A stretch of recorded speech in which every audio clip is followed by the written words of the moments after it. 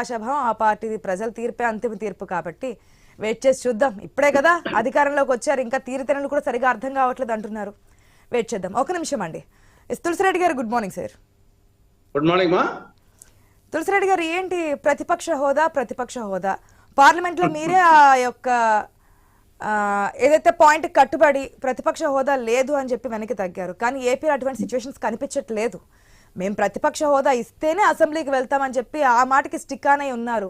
మాట తప్పము మడమ తిప్పమని ఏదైతే చెప్తుంటారో ఆ మాటకి ఇప్పటికీ స్టిల్ కంటిన్యూ అవుతూ ఉన్నారు జగన్మోహన్ రెడ్డి. ఏదైతే మాట చెప్పామో దానికే కట్టుబడి ఉన్నాం. మాకు ప్రతిపక్ష హోదా ఇవ్వండి, మేము వస్తాం, లేదంటే రాము. ఇక్కడ ఇంకొక పాయింట్ కూడా ఒక చిన్న క్లారిటీ ఇవ్వండి సార్. ఒకవేళ సీఎంగా పనిచేశారు కాబట్టి, గత 5 సంవత్సరాలు అధికారంలో ఉన్నారు కాబట్టి ఆయనకి మాట్లాడే ఛాన్స్ తక్కువ వస్తుంది అని ఏదైనా కాస్త ఉంటే, మిగిలిన 10 మంది ఎమ్మెల్యేలనైనా సరే అసెంబ్లీకి పంపించాలి కదా, కనీసం వాయిస్ వినిపించాలి కదా ప్రజల తరపున జరుగుతున్నటువంటి నష్టాలు కష్టాల గురించి. మా తప్పులు చేయడం మానవ లక్షణం, సరిదిద్దుకోవడం విఘ్నుల లక్షణం, సరిదిద్దుకోకపోవడం దాని మీద కంటిన్యూ కావడం మూర్ఖుల లక్షణం.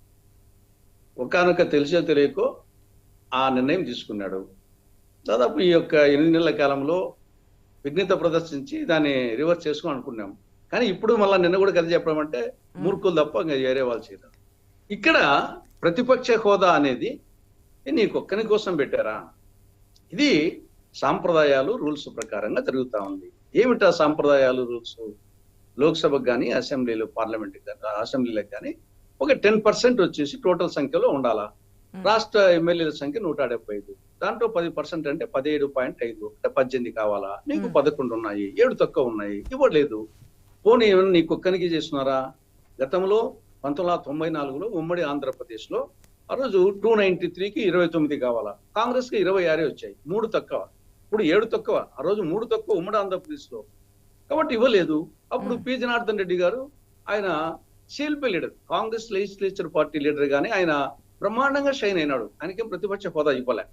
అదే విధంగా కేంద్రంలో పార్లమెంట్ లో 2014లో కాంగ్రెస్ కి వచ్చేసి 44 వచ్చినాయి, కానీ అక్కడ 543 కాబట్టి 54 రావాలా. కాబట్టి తక్కువ ఉన్నాయి కాబట్టి ఆడ ప్రతిపక్ష హోదా ఇవ్వలే. మల్లికార్జున ఖర్గే గారు కాంగ్రెస్ ఫ్లోర్ లీడర్ గా ఉన్నాడు, రాహుల్ గాంధీ గారు ఓన్లీ ఎంపీగానే ఉన్నారు.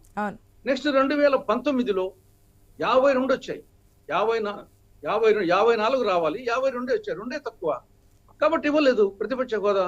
అప్పుడు అధీర్ రంజన్ చౌదరి ఫ్లోర్ లీడర్ గా ఉన్నాడు, రాహుల్ గాంధీ ఎంపీగానే ఉన్నారు. ఇప్పుడు 99 వచ్చాయి కాబట్టి ఇప్పుడు వచ్చింది. కాబట్టి ఇది నీ కొత్తగా వచ్చేసి పెట్టింది కాదు, ఇది ప్రతిపక్ష హోదాకు సంబంధించి. తర్వాత నువ్వు సమయము అంటున్నావు. ఏమిటి సమయము? ఇప్పుడు వెంకయ్యనాయుడు గారు, జయపాల్ రెడ్డి గారు వాళ్ళు ఉన్నప్పుడు వాళ్ళకి ఏమన్నా ప్రతిపక్ష హోదా ఉన్నదా? వాళ్ళు ఉన్నప్పుడు ఎంతమంది సభ్యులు ఉన్నారు? వాళ్ళు ఎమ్మెల్యే గాని వచ్చే ఏమి ముఖ్యమంత్రి కాదు, ప్రతిపక్ష నాయకుడు కాదు, మంత్రి కాదు, ఓన్లీ ఎమ్మెల్యే గానే. వాళ్ళ దగ్గర సరుకు ఉంది, ఆ సరుకు బట్టి వచ్చేసి వాళ్ళకి ఇచ్చిన ట్యాంక్ కంటే కూడా ఎక్కువ ఇచ్చేవాళ్ళు, వాళ్ళకి అలాట్ చేసిన ట్యాంక్ ఉంటుంది, ఎందుకంటే వాళ్ళ దగ్గర సరుకు ఉంటుంది కాబట్టి బ్రహ్మాండంగా షైన్ అయినారు. కాబట్టి ఇక్కడ సరుకు ఇంపార్టెంట్ తప్పనిచ్చేసి ఎంతసేపు ఇప్పుడు చెప్పేదాన్ని గంట అయినా చెప్పొచ్చు, అర్ధ గంటలో చెప్పొచ్చు, దాన్ని 5 నిమిషాల్లో చెప్పొచ్చు. విన్స్టన్ చర్చిల్ చెప్పేవాడంట, నేను ఒక గంట మాట్లాడాలంటే నాకు ప్రిపరేషన్ అవసరం లేదు, అర్ధ గంట మాట్లాడాలంటే 1 డే ప్రిపరేషన్, 5 నిమిషాలు మాట్లాడాలంటే 5 రోజులు ప్రిపేర్ కావాలన్నాడు. కాబట్టి ఎంత తక్కువ మాట్లాడితే దానికి అంత ప్రిపరేషన్ అవసరం. అంత సరుకు ఉండేవాడే తక్కువలో ఉండో ఊహించేస్తాడు. రామాయణాన్ని కొట్టే తెచ్చి చెప్పొచ్చు, ఒక సంవత్సరం వాడు సీరియల్ చేయొచ్చు. కాబట్టి నీ దగ్గర సరుకు ఉంటే అది సమయం అనేది ఇష్యూనే కాదు.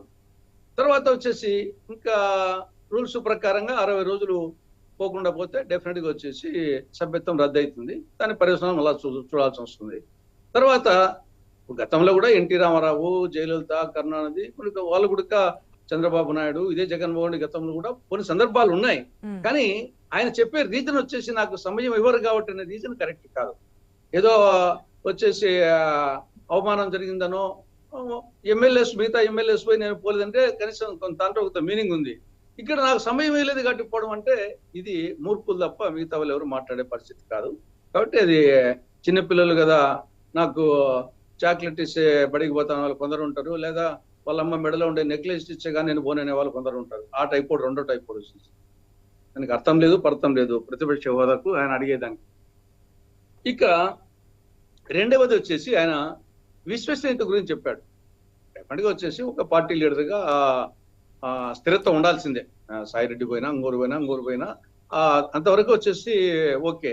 కానీ విశ్వసనీయత గురించి ఆయన మాట్లాడడం అనేది అది ఆ విశ్వసనీయత ఉండే మనిషి మాట్లాడితే దానికి నాయకుడు మాట్లాడితే విలువ ఉంటుంది. కానీ ఇప్పుడు గాంధీ మహాత్ముడు వచ్చేసి సత్యము అహింస సత్యాగ్రహం గురించి మాట్లాడితే అర్థం ఉంటుంది.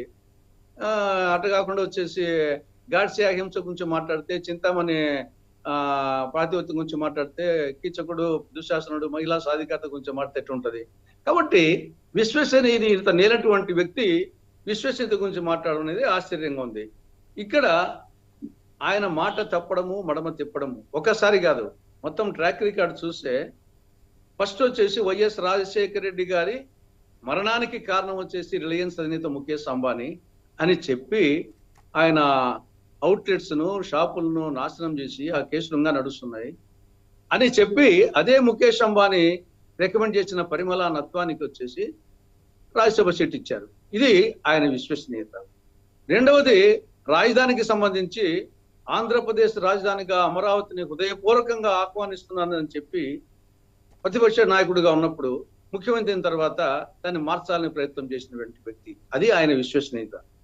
పోలవరానికి సంబంధించి ఇది జాతీయ ప్రాజెక్టు, కేంద్ర ప్రభుత్వమే చేపట్టాలి అని ప్రతిపక్ష నాయకుడిగా ఉన్నప్పుడు చెప్పి అధికారంకి వచ్చిన తర్వాత మళ్ళా అదే రాష్ట్ర ప్రభుత్వమే కొనసాగించింది. ఇది ఆయన విశ్వసనీయత.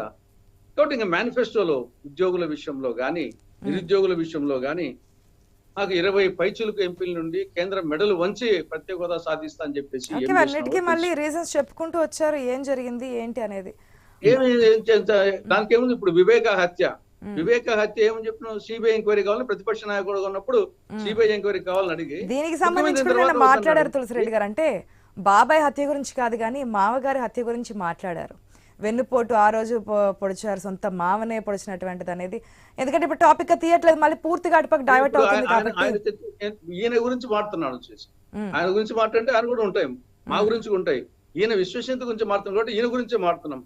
వివేక హత్య గురించి, పెట్రోల్ ధరలు కానీ మిగతా విద్యుత్ శక్తి ధరలు కానీ మేము ధరలు పెంచము. కర్ణాటక, తమిళనాడు ఇక్కడ కంటే పెట్రోల్ డీజిల్ మనకంటే ఎక్కువ ఉన్నాయి, 10-12 రూపాయలు. మేము అధికారంకి వచ్చేసి తగ్గించడమా కనీసం ఆ లెవెల్ తెస్తామని చెప్పాడు. ఇంకా వచ్చి అడిషనల్ వ్యాట్ వేయడము, రోడ్ ట్యాక్స్ వేయడము వచ్చేసి ఇంకా ఎక్కువ పెంచేశాడు. తర్వాత మిగతా ఎలక్ట్రిసిటీ కానీ నాకు అన్నిటికంటే ముఖ్యమైనదంటే నాకు పేపరే లేదు, నేను అందరికంటే బీదవాడిని, ఆయనకు పేపరే లేదంట. ఇంతకంటే అబద్ధాలు చెప్పేవాళ్ళు ఎవరుంటారు? ఆయనకు పేపర్ లేదంట, ఆయన బీదవాడంట. దేశంలోని ఆనాటి ముఖ్యమంత్రుల్లో నంబర్ 1 ప్లేస్ ఆయన ఉన్నాడు. కాబట్టి విశ్వసనీయత ముఖ్యమంత్రులు ఎప్పుడు ఏపీ సీఎం టాప్ ప్లేస్ లో ఉంటారు అప్పుడు కానీ ఇప్పుడు కానీ.